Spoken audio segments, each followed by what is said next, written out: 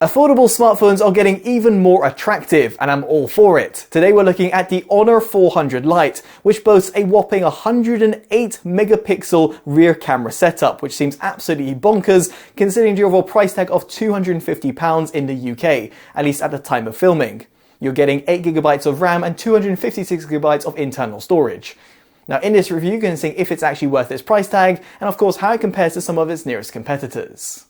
So to kick things off, I would just like to point out that within the box you have got the smartphone with a pre-applied screen protector, a USB Type-C to Type-A cable and a SIM ejector tool. It's unfortunate that you do not have a charger or indeed a protective case, at least not in my unit, which is available in the UK. Nonetheless, what you do get is some really nice aesthetics. Indeed, it actually kind of reminds me of a latest generation iPhone. That's certainly something to be shouting about given the overall price tag of just £250. It's got nice rounded edges, and while it has got an all plastic enclosure, the rear finish does actually look the part. It's available in a green, grey or a black colour, the latter of course being pictured. Now the back itself has actually got a little bit of a rubbery feel to it, and therefore means it doesn't attract too many fingerprints, although if you do have greasy fingers it will still appear here. As for the camera setup at the back, it has got a glass finish to it, and while it does look the part, when it comes to in practice you will find that it often collects dust. This can of course be very easily rectified, but just something I thought I should point out. Now the phone itself weighs in at just 171 grams and has a thickness of just 7.29 millimeters, therefore making it very easy to carry around and also to use for one-handed operation. Now I would also like to point out that around the phone you have got a volume rocker and a power button on the right hand side, and you've also got a dedicated AI camera button, which also serves as a slider. Yes, indeed, this button does have a physical press to it, but also has got a haptic feel as well when it comes to initiating the shutter function. You can of course disable this if you so wish, but I suspect here a lot of people will actually be utilizing this dedicated button to take some quick snaps. Something the manufacturer has integrated, and it does very much stand out over rival alternatives. In fact, it's a feature that I'd come to expect in far more expensive flagship phones out there, so it's fantastic to see it come across in the 400 Lite.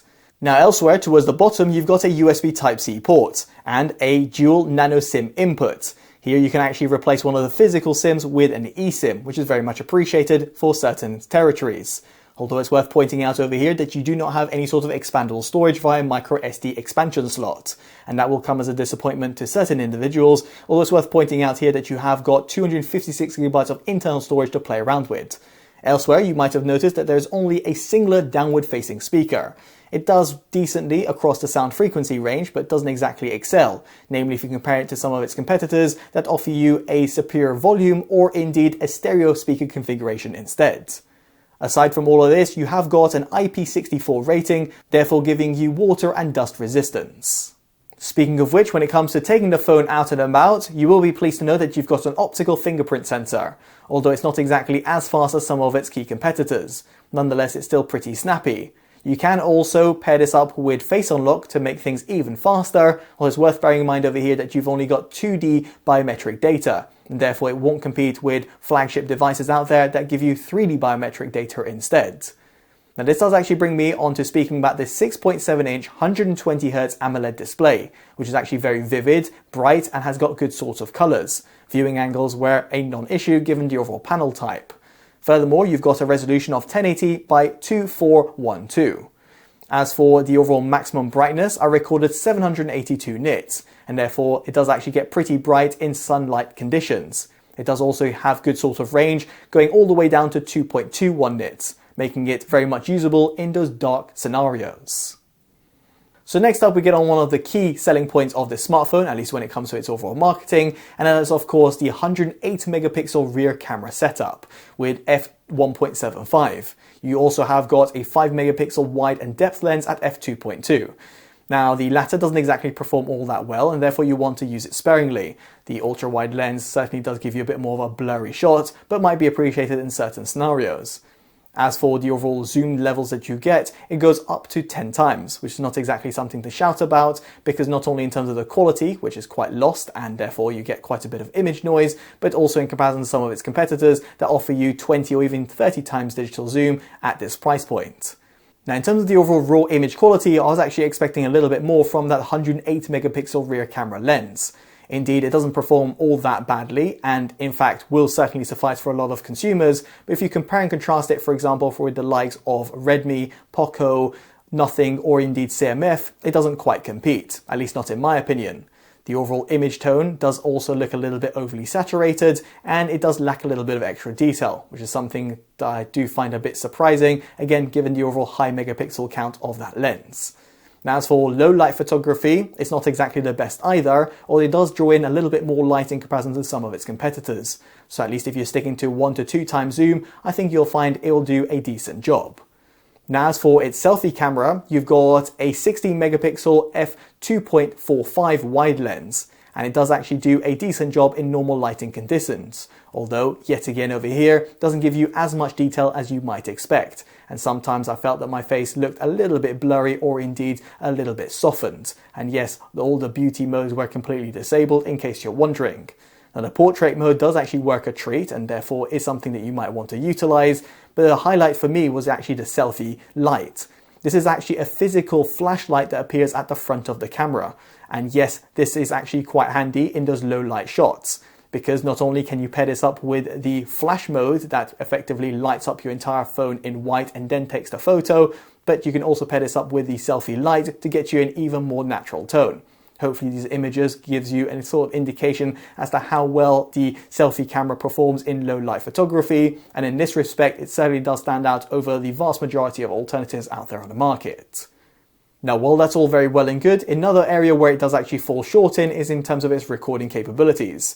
The selfie camera can shoot 1080p at 30 FPS, and indeed does exactly look as good as some of its competitors. But yet again, that selfie light really does come in clutch, providing you much better light, and therefore something that you certainly might want to utilize in those low light scenarios.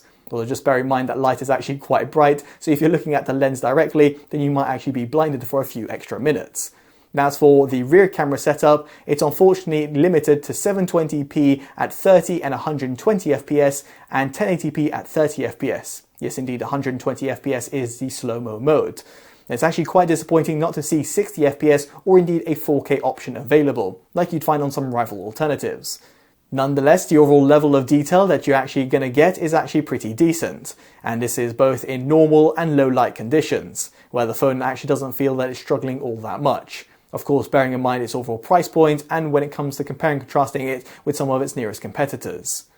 Elsewhere, however, I should mention that there's no stabilization. Indeed, there's no sort of OIS, in other words, optical image stabilization, and in comparison to some of its competitors that use AI stabilization, well, it just didn't seem to be present on this smartphone. When it came to walking about or indeed running about with the phone, be it in terms of the front or in terms of the rear camera setup, there was a lot of camera shake to be noted, and therefore means that unless you've got a very steady hand, or indeed if you're just panning from left and right, the video itself will look quite a bit jittery. Another really important trait for a lot of individuals is runtime, and here you've got a 5230 mAh battery pack. From my own control benchmarks, I netted a pretty impressive 23 hours and 38 minutes. Now sure enough, as you'll be able to see from this graph, it doesn't quite compete with some of its nearest competitors, with the likes of Poco and Nothing actually doing a little bit better. But still, I do think it'll suffice for the vast majority of consumers, and expect the Honor 400 Lite to last you roughly 1 to 1.5 days on light to medium usage, and sub 1 day if you're a heavy user or, for example, a gamer. Now you have also got 35 watts of wired USB Type-C charging capabilities, therefore allowing you to get a quick blast of charge before you leave the house. As for reverse charging and wireless charging capabilities, well, they're not supported. No real surprise given the overall price point, but just something I thought I should highlight in this review.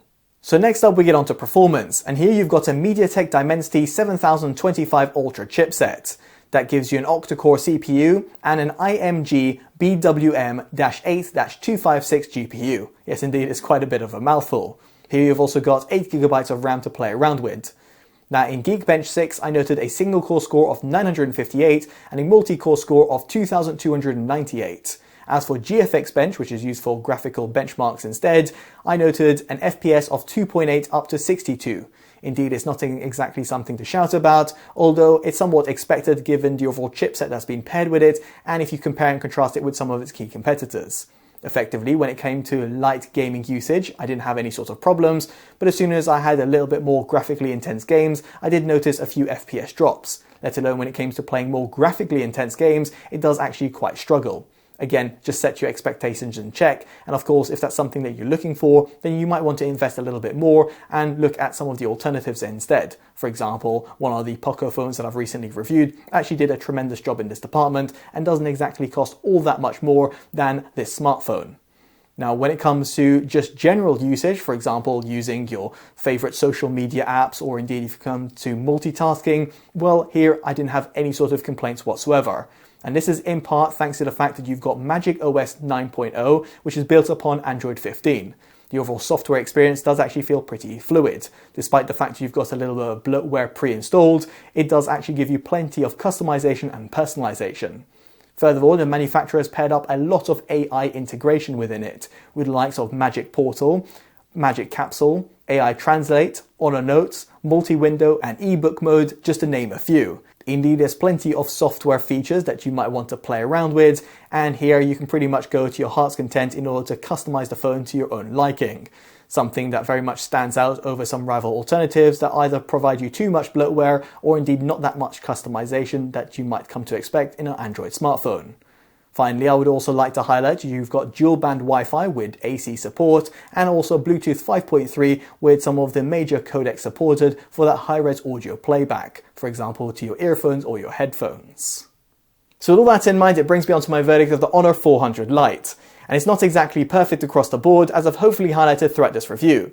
That 108 megapixel rear camera setup certainly does draw you in when it comes to marketing, but in practice it doesn't quite compete with some of its nearest competitors. Make no mistake, it's still pretty impressive. The same could be said about its selfie camera, although I really do appreciate the selfie light, which will certainly be appreciated for those low light conditions. And it's very much a novelty, not only at its price point, but also in comparison to far more expensive phones out there on the market.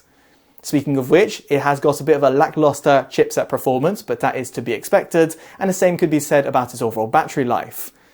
Elsewhere, you do not have stereo speakers nor expandable storage, which will come as a disappointment to certain individuals. With that said, I still do think it's a fantastic budget phone. You've still got pretty good rear and front camera setups, you've got really nice aesthetics, which makes it stand out over rival alternatives, a very fluid and vivid 120Hz AMOLED display, 256GB of internal storage, and also that dedicated camera button, which very much will be utilized by a lot of individuals. Pairing that up with very nice fluid software, which gives you plenty of customization and personalization, then this £250 phone does certainly seem pretty tempting. As a result of that, it gets my value award. Now I'd be curious to know what you make of the phone down in the comment section below, and if you'd pick it over rival alternatives. And if you have enjoyed this detailed independent review, definitely do consider dropping a like, subscribing and hitting that bell notification. All of which would be greatly appreciated. As such, I've been Totally Dubbed, and I'll hopefully see you in the next one. Take care of yourselves, and goodbye.